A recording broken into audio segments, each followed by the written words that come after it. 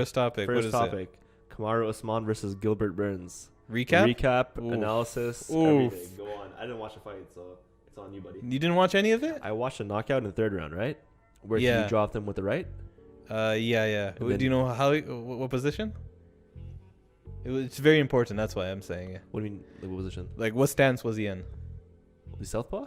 Yeah, he went to southpaw. Do a southpaw, right? So Kamaru Usman isn't the best striker by By any means. by any means, right? But he does things very, very well. So what he does is he throws really powerful single shots. So he's able to. Yo, chill. What are you doing? With what, bro? Stop moving. Don't drink the microphone. It's okay. Relax. Anyway, so Kamaru Usman, he throws single shots. He doesn't turn off your phone, man. It's not even me, bro. Relax. What's wrong with you? Anyways, Kamaru Usman throws a lot of single shots, right? So he's not the guy that will string together all these combinations, right? He won't go to body, head kick, uppercut. He won't throw those combinations together. He can't throw head kicks. No, I think he's throwing head kicks, but the guy has to like dip his head really low. Anyways, so he throws a lot of like big single shots, right? So he's orthodox, right? So his left foot is in front of his right foot, right? So he uses his jab with his left hand, and then he'll throw a straight with his right. A lot of times, he's connecting on his opponent, but early on in the round, sometimes he misses. He tends to miss. So what his strategy with Gilbert Burns was he did not want to do anything on the ground. So before this fight happened, there was all this discussion because Gilbert Burns and Kamaru Usman used to train at the same camp, right? They were both at I forget what the camp is called. AT&T? No, I always call it AT&T. ATT, American Top Team. Was it? Sure. No, it wasn't Black Zillions. That's where they were with Rashad Evans and stuff. So they were training partners for years and years and years. So when you're training with partners for years, you'd have you download what that person's able to do. You know their tendencies. You know what they're better than you at, and vice versa, what you're better than them at. So before that fight was happening, there's a lot of talk about is Kamaru going to grapple with Gilbert Burns, right? Because before this fight happened, they have all this training time with each other. You would get a sense, if you're Kamaru Usman, you'll get a sense if Gilbert Burns is better than you in grappling, right? Not necessarily the wrestling department. I'm talking about like jiu-jitsu game, right?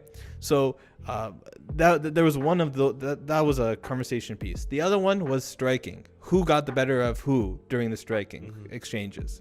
I think we got our answer from how this fight went. If you look at this fight, Kamaru Usman did not want to go to the ground, right? I don't know, you didn't see it, but when Gilbert Burns was on his back, Kamaru Usman grabbed Gilbert Burns' ankle and just slammed leg kicks into like his hamstrings, basically, right? Just over and over and over. There was a moment where Gilbert Burns almost got him initiated into his guard, right, or like some sort of grappling exchange, and Kamaru Usman just pulled out right away, right? He did not want anything. So I think that explains what happened during the training camp. So he's at high level on the ground? I think Kamaru Usman, from the years of training with Gilbert Burns, knew that Gilbert Burns is better than him on the ground when it comes to jiu-jitsu. So even though he's on top, he knows that like I can't play with Gilbert Burns down here. So what I have to do is I have to keep this standing and make sure that he doesn't take me down. So there was a couple instances where you saw Gilbert Burns try to take Kamaru Usman down, and it didn't happen. Like he couldn't take him down. That as well played into the matchup, like the history. So you basically got an idea of what actually happened during the training camp.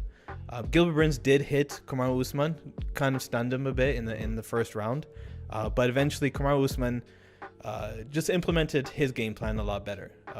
He's not the best striker, but those explosive, right? He's very explosive. But those single jabs that he was doing, right? Those single shots that he was just jabbing.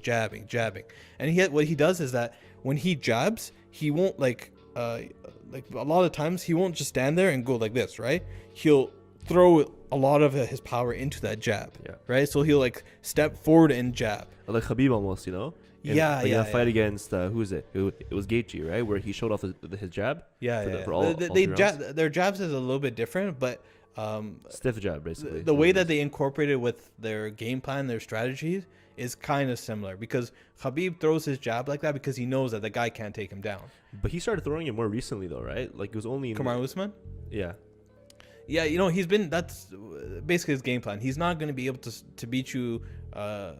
Like if it was a kickboxing match, he wouldn't win, because there's so many better strikers out there. The thing that he's able to do, the reason why he's able to have so much success is because he knows the guy can't take him down, and he has power in his jab, right? Which you could say is kind of like the opposite of Woodley, because like when Woodley fought, he was really like with overhand rights and everything, right? Yeah. So in this fight, a lot of it was jabs.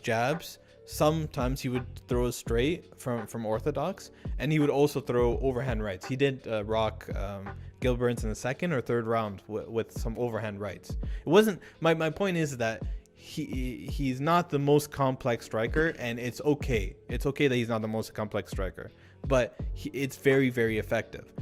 So what was funny is every time.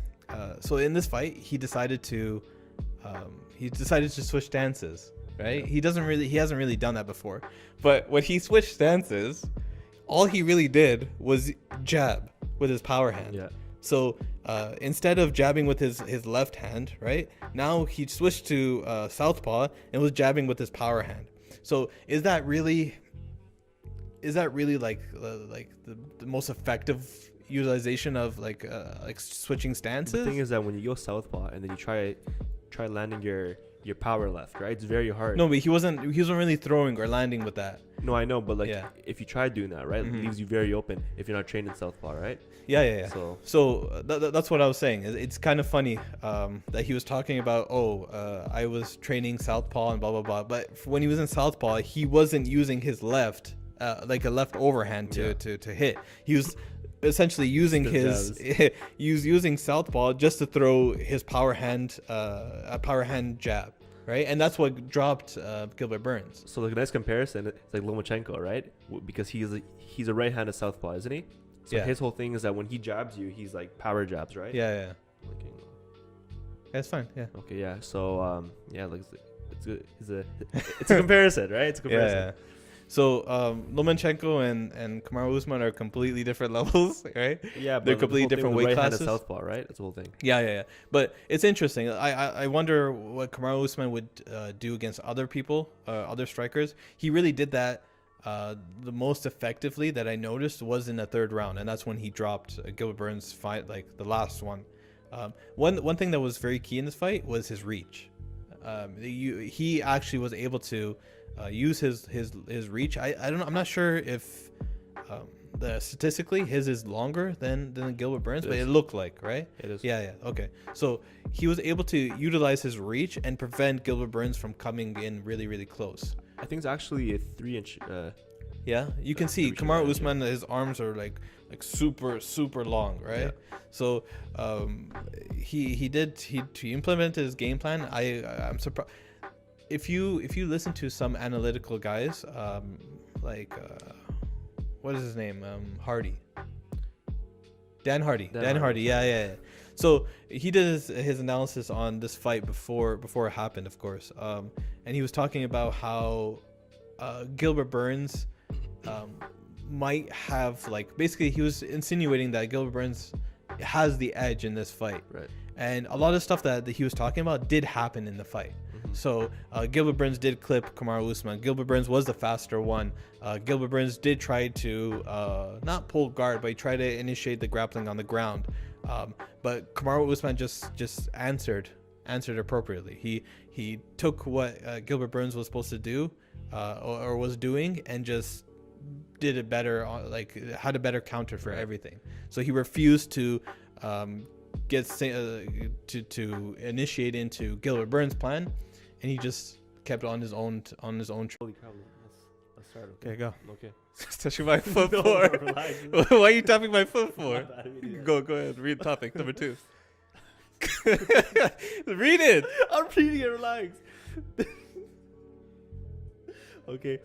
Hamza hospitalized. What's next? Okay, so I'm gonna read it for you guys. It's very long. It's like an essay almost. Go ahead. First of all, is that even like in the right spot? Yeah. Don't Sorry, worry. guys. Hamza Chimayo's manager details recent COVID-19 symptoms. He thought he was gonna die. Those are the emails that we don't have to send about clients. But it is what it is, and there's nothing we can do. We tried to come back this Tuesday. He insisted that he wanted to train. Then we tried and it failed. He was really bad, you know. He didn't even do 2 rounds straight. He did 1 round and then he rested. He started coughing. He started feeling ill again.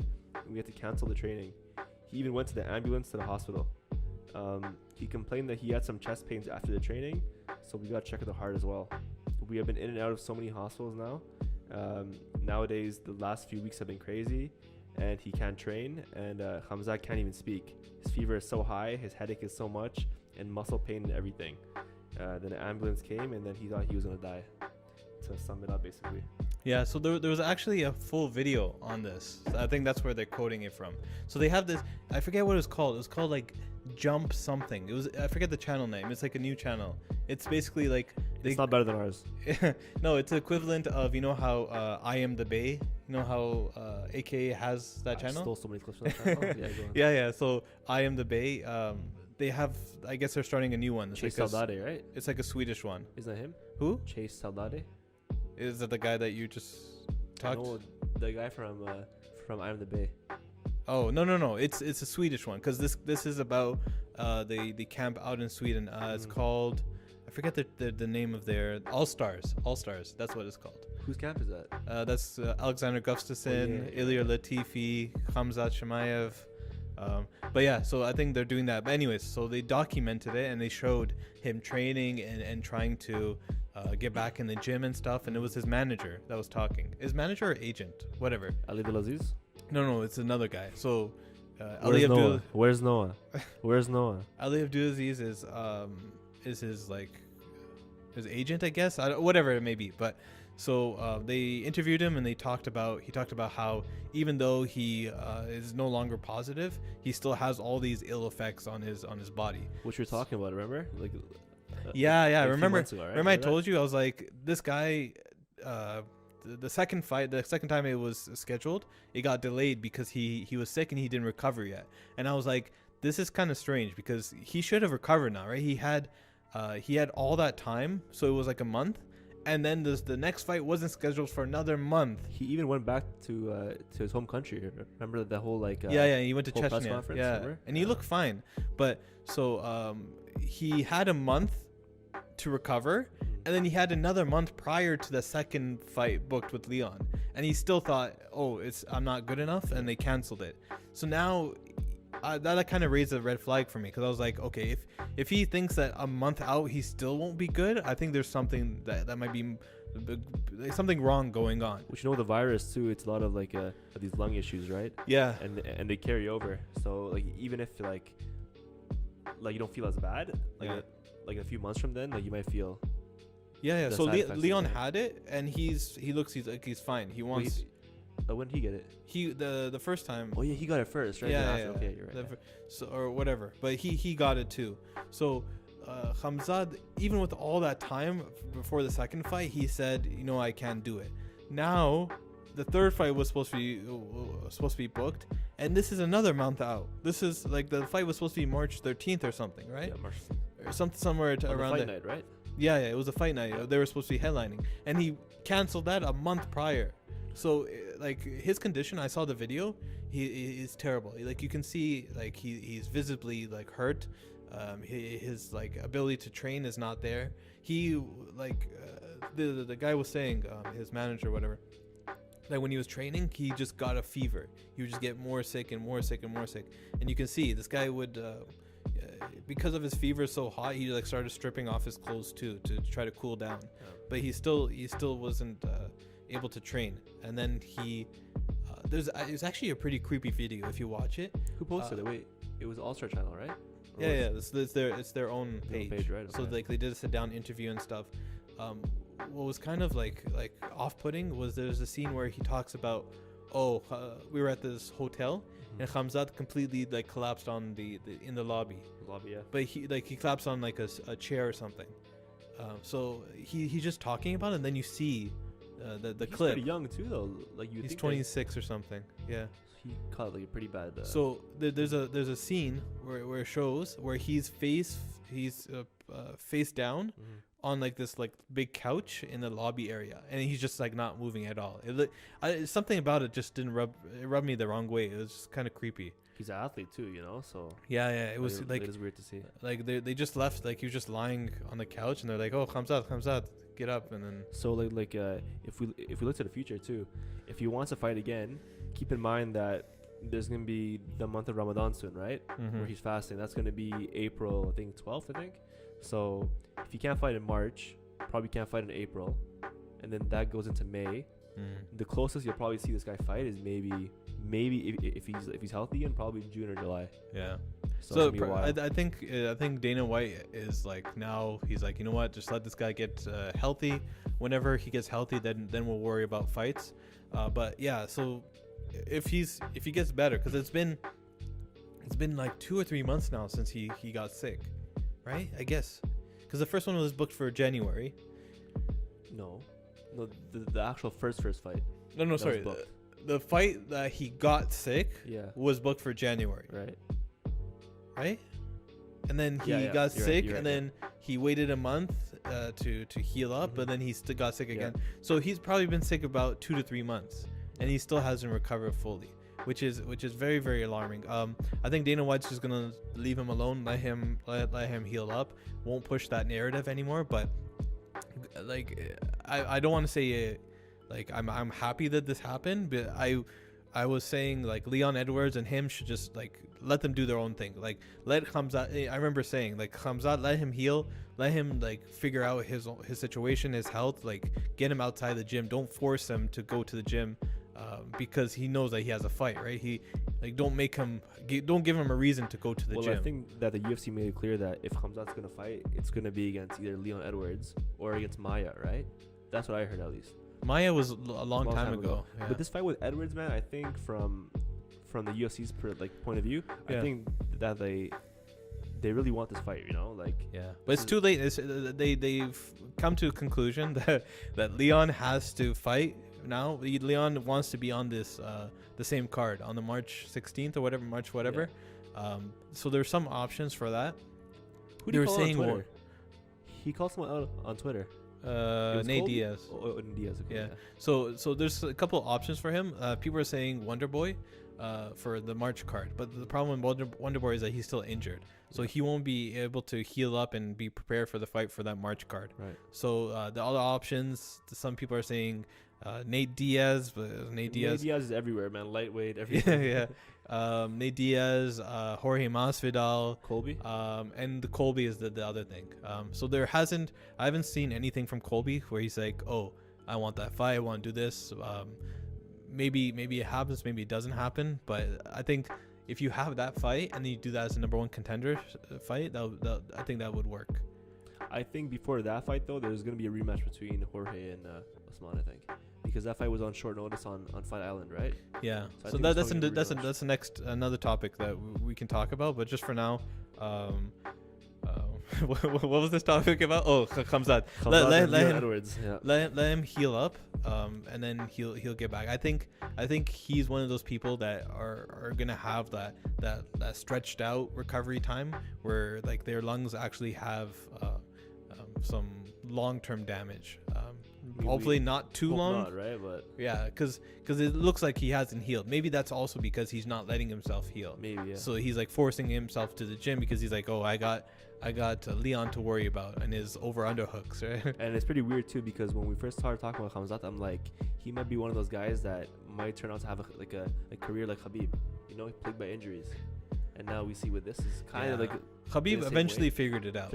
Yeah. So Khabib was like, right? Khabib was like knee injuries, and back injury, right? Back injuries. So Khamzat, we don't know any of that. This is like such a weird situation. So unique. So if you give him until after Ramadan, so like August maybe. August is a long time, man. Let him heal. Well, what else? There's no rush. Like, what's the rush to get him? You don't have to do the Leon Edwards fight. And say Leon Edwards fights this time and loses, right?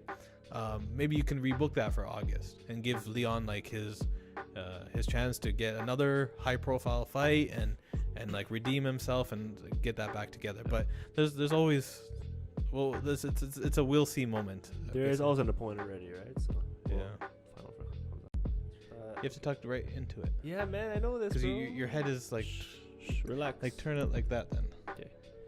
Dana White confirms Charles Oliveira versus Michael Chandler short notice fight offer, and he defends Oliveira's decision to decline. Was there an offer for Chandler to fight Oliveira? White said, yeah, but to be fair to Oliveira, it was soon. We were just checking to see if those guys wanted a quick turnaround. Oliveira said, I want a full camp, and there's nothing wrong with that. I don't want to make it sound like Oliveira turned down Michael Chandler, because that's not true. What Oliveira turned down was a short notice fight. If he can make it and pull it off, he wants to do it, but he wants a full camp. That's absolutely fair. I mean, not really news, but... No, it is. Yeah. Remember at the press conference where they had Hooker, Connor, Chandler, and Dustin Poirier, only those four guys at the top? And then it was brought up where Hooker says, he said that he couldn't make weight in time. He's like, I have broomsticks that are skinnier than him. Oh no, whatever the quote is, whatever. Yeah. It was dating back to that point because Hooker was the one that accepted the fight to fight Michael Chandler. So it was short notice. It would have been short notice for Charles Oliveira, because Charles Oliveira beat Tony Ferguson, and then to face Michael Chandler on that card would have been about like a month or so in between. Yeah. Right? Because it wasn't that long. But he barely got fight like a thing.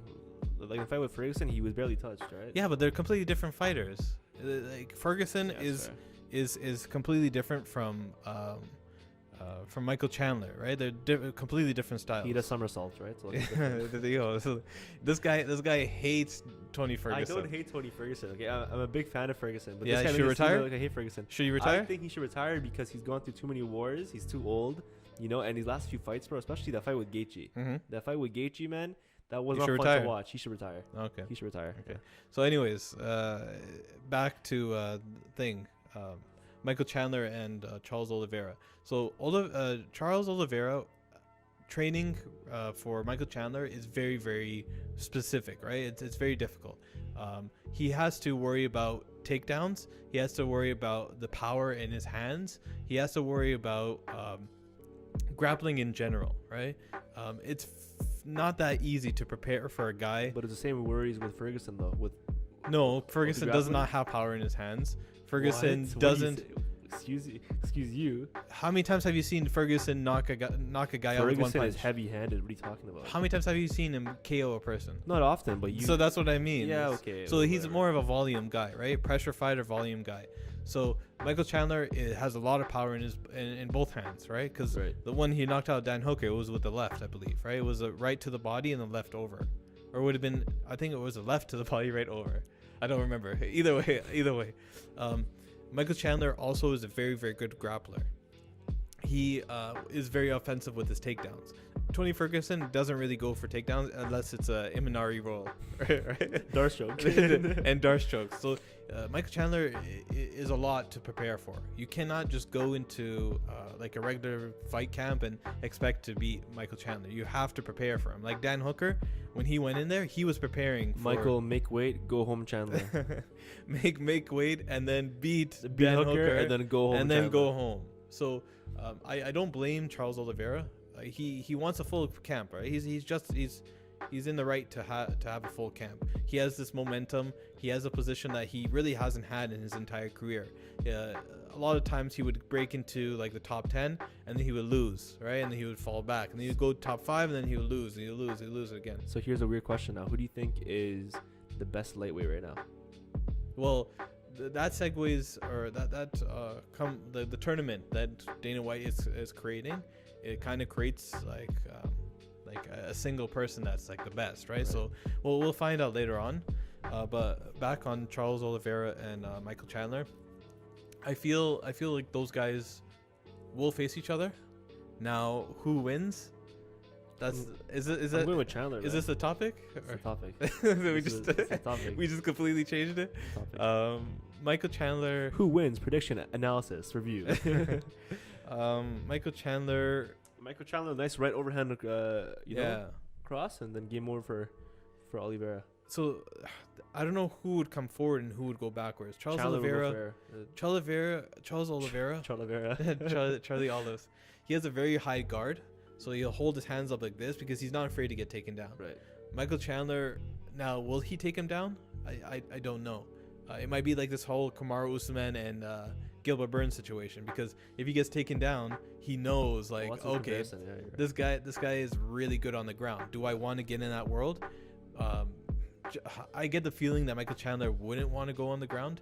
He'll stick with his strengths. If he goes to the ground, it'll be later in the second or third round where he takes him down and just beats on him. Because we've seen Charles Oliveira, whenever he gets tired, he has a tendency just to stall. He his movement completely decreases. A lot of times where he goes for these chokes and stuff like that, when getting taken down or from the bottom, where he moves his hips and he tries different positions and sweeps, it's usually when it's in the earlier rounds. So in the first or early second, around there, he's so active on the bottom. He'll go for sweeps. He'll use the other guy's momentum to flip over positions, right? He'll do all that stuff. But if Michael Chandler says listen, I'm going to stand there, I have better hands than him, I'm faster than him, I'm more technical. Much more power. Yeah, Charles Oliveira is very good on stand-up. One of the things that he has going for him is diversity. He's able to throw many different techniques. Now, are they the most precise? Are they most precise, most powerful? Not really. So you say it now. That's why he reminds me of Ferguson. Yeah. Remember we talked before they fought each other, Ferguson and Charles Oliveira. I was he's basically a 2.0 version, a different version. 2.0. Not even 2. Okay. He's saying that I hate Ferguson. He just called him 2.0. No. I mean he's just a hybrid version of Ferguson. They both have their strengths and weaknesses. With better jiu-jitsu, basically. But they have. Now you want smoke. Tony Ferguson's gonna comment on this video. Sorry, Ferguson, bro. I'm just speaking the mind, No, I don't know if they're different. They're different. They're both black belts, and I guess from different gyms. And Tony Ferguson is a black belt in his own gym, in his own jiu-jitsu. Yeah, because he's so high level. I know. Why not? No, I think he's 10th planet black belt. I don't know what Charles Oliveira. I guess it's some Brazilian one. Eddie Bravo. Yeah, Eddie Bravo. I know. So but Charles Oliveira versus Michael Chandler, it's not set yet. There's no date for that. It's possible with this tournament that's being teased. There's 5 people in this equation. 5. So there's 6, buddy. 6. Who's the 6th? Connor, Poirier, Gaethje, Oliveira, Chandler, and. Who's number 6? You have to give Ferguson that respect. You have to give listen. You throw him in again? I don't know, man, but you have to. Well, who is he gonna fight? He lost to Gaethje. He lost to Oliveira. No. The only person that he hasn't faced is the 3 people that he hasn't faced. Listen, I think it's time, okay? What? I think it's time that we finally put in Islam Makhachev.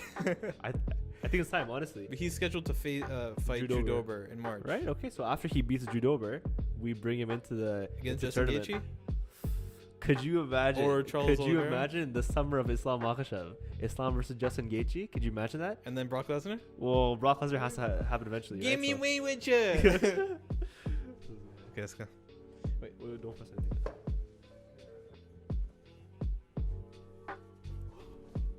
Bro, you stay?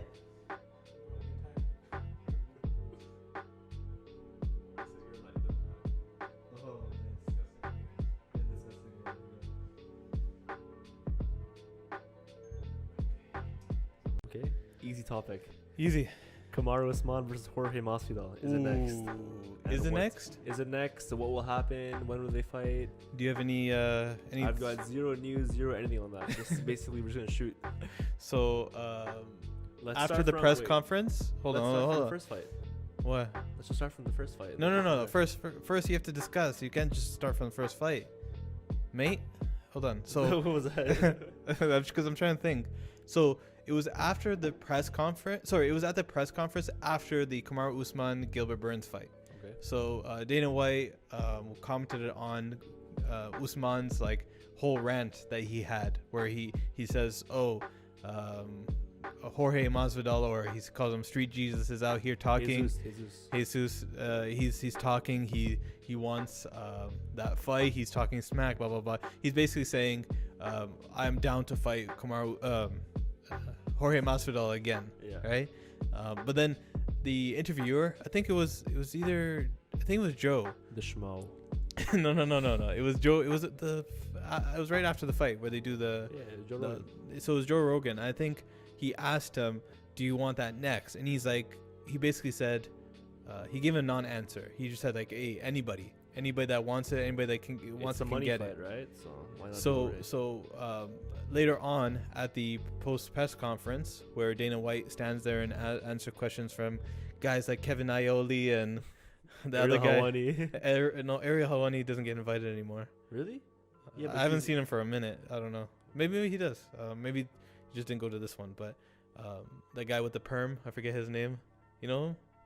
Maybe, I don't know. Anyway, so a schmo too. The schmo's there. So he was asked. He's like, "What do you think about Jorge versus Usman?" He's like, "If Usman wants it, and if Jorge wants it, I think the fans will like that fight." So Dana White is not a stupid man. He knows that's a money fight. That makes money. Remember we made a video about Kamaru Usman versus Colby Covington. It was a closer look. Jorge Colby. What did I say? You said that Kamaru Usman. Yeah. Actually, if you got that video and you watch that video, he said that 1 million fans did not get their money for it. And the comments for that video were ridiculous. This guy literally said 1 million fans did not get their money worth with the Usman and Jorge fight, which is true. But the amount of shade that this guy got in the comment section, my god! It was just a little joke. It was a Jorge Masvidal versus Colby Covington closer look. So what we did was we looked at how and if that fight would happen. So at the like a summary of the video, you can go watch it. There's a lot more that we talked about, but it was about whether or not that fight actually happens now. And I was basically in the camp of saying, listen, Jorge Masvidal has gone radio silent. He hasn't said anything. He's kept quiet for a reason. It doesn't make sense. Besides Trump, yeah. It doesn't make sense for him to kill two birds. Kill one bird. What's the expression? Kill two birds with one stone. Yeah. Okay. Yeah. The hell? Because I'm using the opposite way. So it doesn't make sense. Kill one bird with two stones. So it doesn't make sense for him to kill one bird with two stones, right? So he can get the Colby Covington fight, which is like a grudge match, but it doesn't also have to be a number one contender fight, right? He doesn't have to put both of those ideas, those stakes on the line. He can have a number one contender fight or a fight for the title, it looks like now, potentially. And if he loses, he also has this other storyline with Colby Covington. But if he wins, then he gets that. Yeah, then he wins the title. And then a fight with Colby Covington could happen as a title fight, and it'd be even bigger, right? Yeah. Make even more money. So why would he fight Colby Covington for number one contender? And if he loses, then he no longer has any stake. Like now who's he gonna fight? He's gonna fight Nate Diaz. Like why it's not? It's not as big anymore. Money. It's not as big anymore. So I think he was very, very smart in holding off and waiting, because he knew that eventually something's gonna have to happen. Either these welterweights are going to go in and fight each other and beat each other off, or this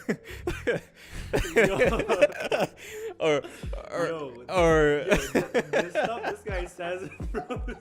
That's not what I meant. That's not this stuff this guy says, bro. Off camera too, bro. You know I know this guy. This guy's a weird guy. Did you hear just say, someone clip that, bro? Clip that and send it, bro. Anyways, so he can do that, or he can wait and get his opportunity. So Kamaru Usman is basically giving him the green light to be like, okay, we can fight each other next and have this title fight rematch, because you have this built-in excuse that you're using. He acknowledged, he's like, Kamaru Usman's like, Jorge is using this built-in excuse about having short training camp, all that kind of stuff, and acting as if it's a fair excuse though, you know. Yeah, but Kamaru Usman also did short notice too. Yeah, but he was passed out with the weight cut too, right? But so Kamaru Usman also had a broken nose. He was having pizza on the plane too, right? So that's kind of his fault. But I don't know about that. But what do you don't know about that? I don't watch guys on planes. I don't know. Why are you making this way? What is this? Anyways, I'm just joking. So there's an opportunity for this fight to happen now. I don't know if Kamaru Usman is completely sold on it happening next. I think he wants a big paycheck. I think which is a Jorge fight. He's a title fight. He's a title holder, which means that he's entitled to pay-per-view points. So maybe he wants something extra. Maybe, I don't know, to make the Jorge fight like more attractive.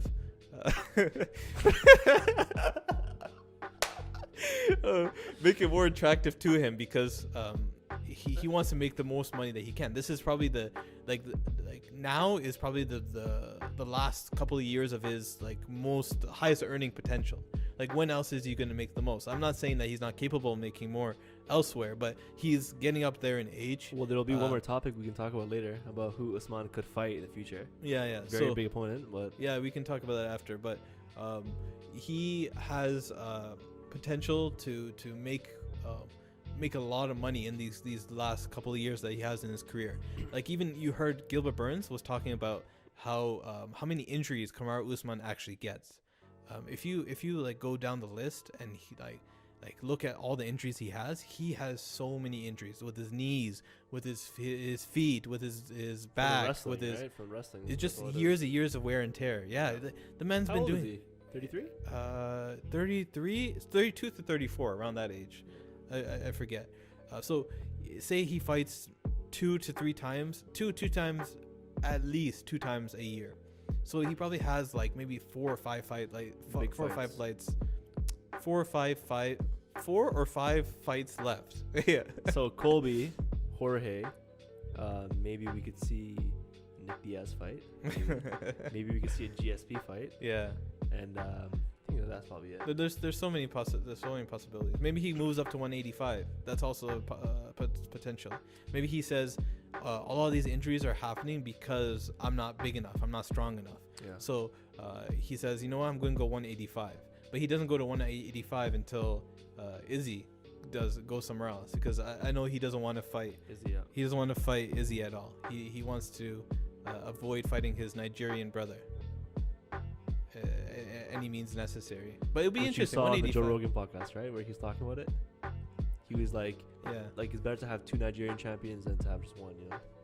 Yeah, it makes sense, because then he's able to help his brother out and stuff like that. I think him and Izzy have a different kind of relationship than him and Burns. Yeah. So if some people say like, he fought Gilbert Burns and that was like his training partner, he was so close and he still fought him, why wouldn't he fight Izzy? I think it's deeper with Izzy, right? They're both from the same heritage. They come from the same country. They wave the same flag, right? It's different.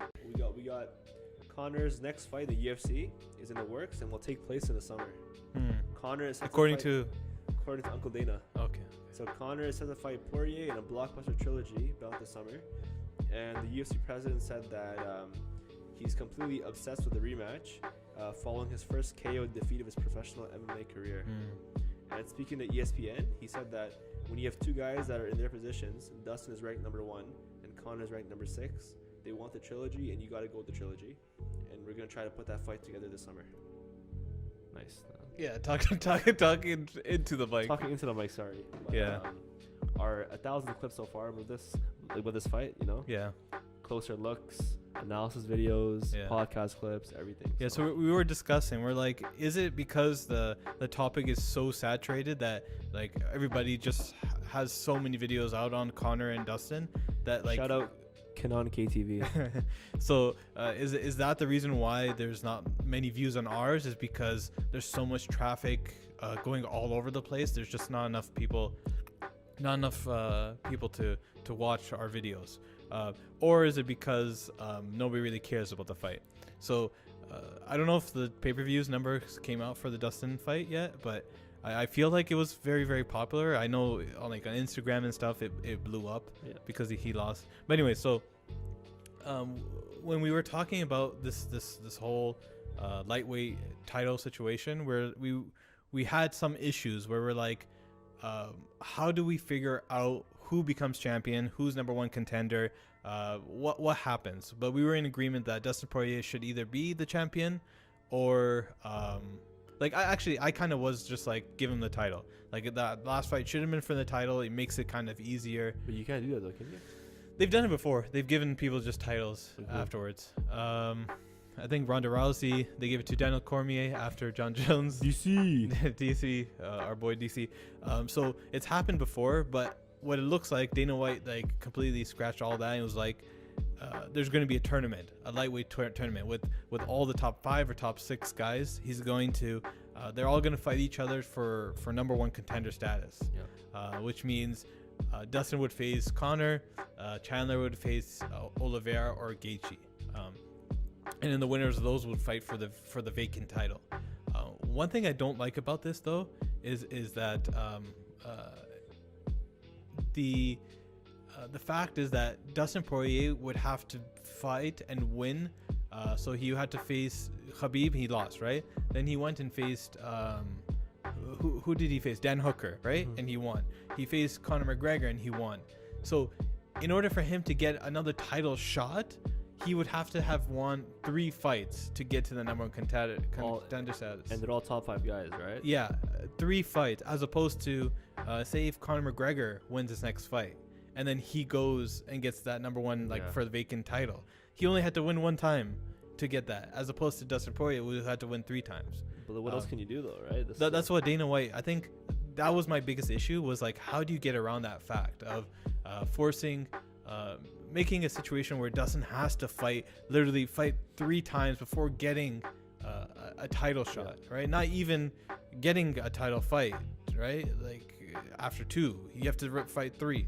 So for Dana White, he messed up, man. I think that whole fight, like the fight that was with Conor and Poirier, it should have been for a title. Yeah, you know, it was difficult because he still didn't know what Khabib would have done. He doesn't want to lose out on all that money, right? That potential, because he's still in the camp of saying, listen, if Conor wins this fight, I almost guarantee that Khabib's going to come back, right? The hate for Conor is so much that it'll bring him back to the sport. And I think Dana's going to keep trying. He's going to keep trying until Khabib says, listen, leave me alone, no more, right? But Khabib is taking meetings. One thing that doesn't really get spoken about is when they say that he's taking meetings with Dana, Khabib's also talking about other stuff, right?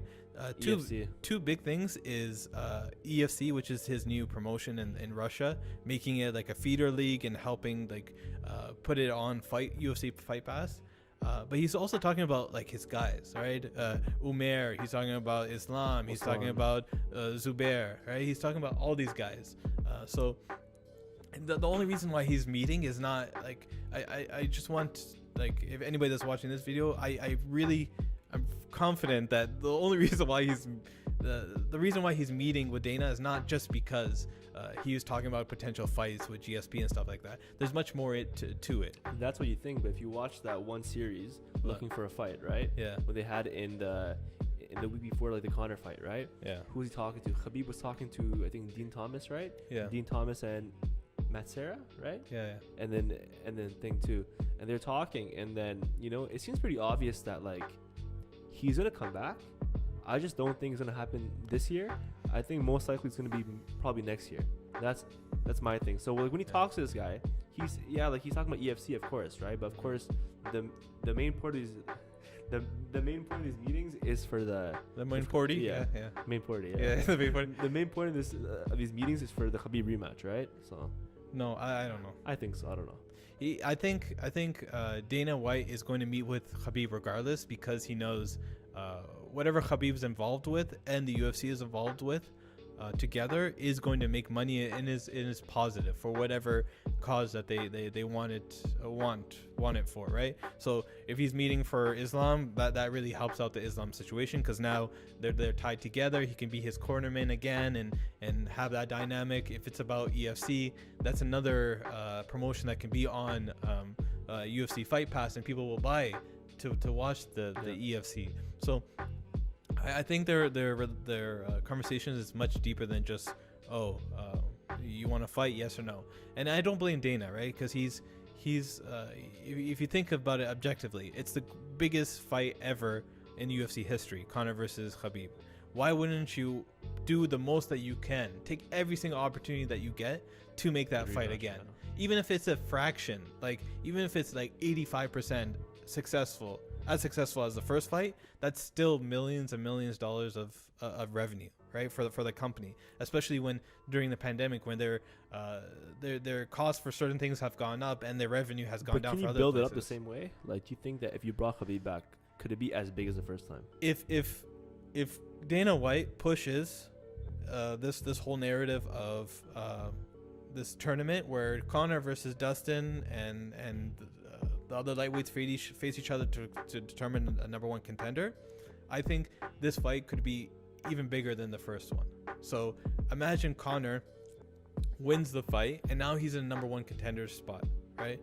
Now there's a potential that Khabib says, you know what, I'm not vacating my title, I'm gonna defend it. Now you have Conor versus Khabib.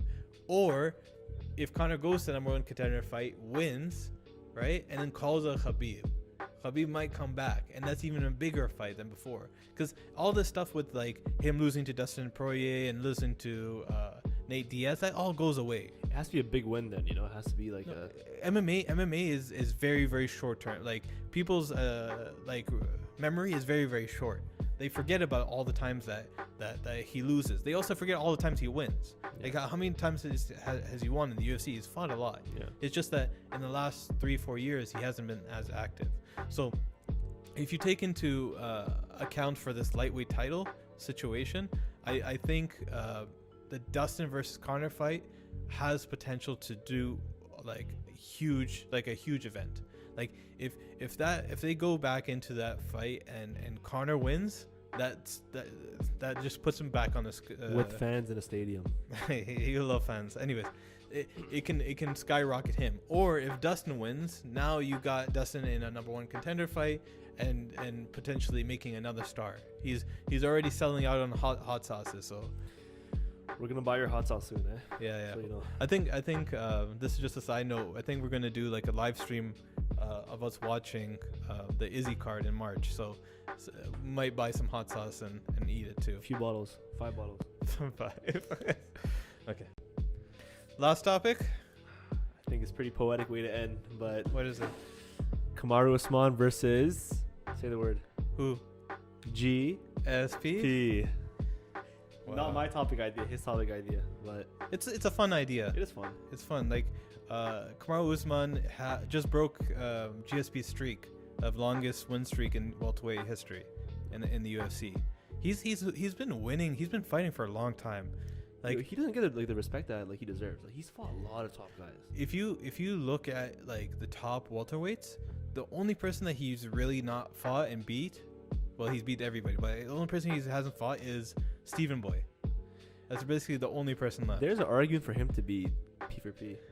P for P? There's an argument, man. He's beat Covington. He's beat, you're saying, Woodley. Yeah. He's beat Jorge. Yeah. He's beat, who else he beat? He beat Burns, right?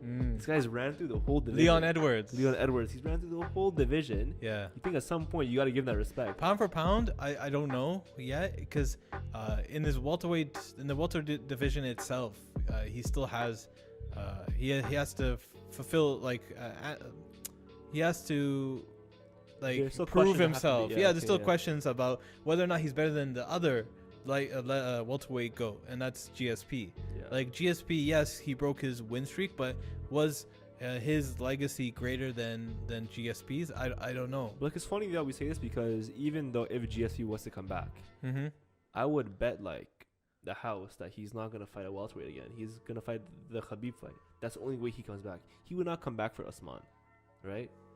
for being honest here, it would be a sick fight Why to not? watch. It'd be a sick fight to watch. I just don't see it happening because there's such a big fight at lightweight with Khabib, Yeah. or at catchweight maybe, you know, if there's Mm. catchweight, but I don't see it happening at welterweight. GSP has said that making 155 is very difficult for him, especially at his big age. dude, right? Yeah. So he's basically saying that I really don't want to or can make 155 without compromising my performance and my abilities and Stamina. stuff like that. So, what if instead you don't go to 155, you go to 170, and you go back to face the guy that just broke your streak? He just beat your streak and is considered maybe the greatest welterweight of all time. But when you hear GSP talking in interviews, he's always like, listen, I want to fight that it has to make sense. Uh-huh. Yeah, I guess you could say, you know, it doesn't make sense. But like, Yeah. we've heard about the Khabib fight for so long now that it would just feel weird and it would feel like a slap to the face of the fans for him to come back and not fight Khabib, you know? Yeah, I'm sure. I'd rather see the Khabib versus GSP rather than Khabib versus Kamaru. But if that fight did happen, I wouldn't be mad, right? Yeah. Like it's a really good matchup. They both are really good wrestlers. Now, does it go similar to what Colby Covington and Kamaru Usman fight went, where both of them basically agree in the cage that we're not going to try to grapple each other. If there is anything, it's not going to be anything too serious. It's all going to be stand up. And if you consider that it's all going to be stand up, do you really think GSP is going to lose? Usman, no way. GSP, listen, bro. GSP coached by Firas Zahabi. You think this guy, The GOAT. the amazing coach, he himself has amazing striking. You think he's gonna lose to like him in striking? There's no way. So GSP's now you're disrespecting Kamaru. Superman punch, everything. This guy would lay waste to Usman on the feet. With the just my jab? opinion. With what? The Superman jab. See, Kamaru Usman, we talked about earlier today. We talked about Kamaru Usman in his striking. What we've seen where he's had the most success is not in combinations. He doesn't have the fastest hand speed when it comes to combinations, nor does he have the ability to, let's say he throws a feint, he exits, right? He pulls and he counters it. Like he's not Conor McGregor, for example, right? He's not. His game doesn't revolve around having this dynamic striking game. It's very, very straightforward and very, very fundamental, right? Yeah, like Khabib basically. He's in an orthodox position and he just sticks you with his jab, right? Very, very powerful jabs that just constantly hit you over and over and over. And because he has such a long reach compared to a lot of these welterweights, he's able to connect and avoid getting countered. But all these guys with the wrestling bases, what they usually do is that they fake the takedown and then they just throw their overhand right. Yeah. Right? So what happens when some like the Colby Covington matchup? They basically agreed in the cage that we're not going to wrestle each other. So now bring in GSP. Do you think GSP even entertains the idea of being able to take down Kamaru? I mean, he could if he wanted to. I don't know. But GSP's that's the high-level thing. wrestling. Nobody's ever taken down Kamaru Usman.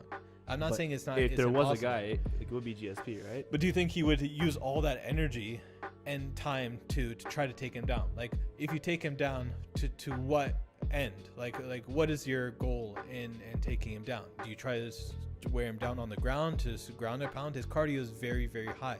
So wouldn't it make more sense to stay on the feet and try just to pick him apart? I guess you would if you were GSP. Yeah.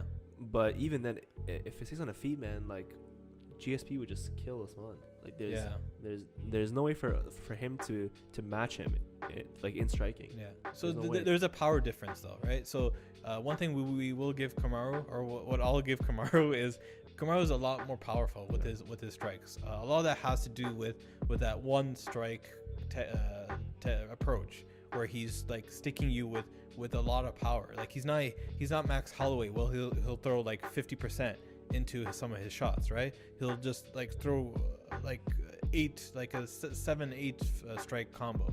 He's basically throwing like 70-80% Kamaru in every one of those single strikes. So GSP, is similar to, he can do what Kamaru does, where he's able to stick you with a jab. It's a little bit different though, because GSP will jump back in and out of range and hit you with a jab and exit. He'll hit you with a jab, exit. He'll hit you with a body kick, exit. He'll hit you body kick. Yeah, that's what he is. He's right? much more diverse. Now, does he still have that at the age of 39 years old? I don't know. That's the biggest problem, right? Is that like But he looks like he does. He looks like he does. Have you seen like his Instagram page? Yeah, this guy's very active too, right? Yeah, so he's constantly training. He doesn't stop training. He's fasting a lot. He's a lot more into gymnastics now, right? He was always into gymnastics. Well, he always was, right? But now he's more into like into water and everything. So yeah, I remember when he was doing gymnastics for one of his fights.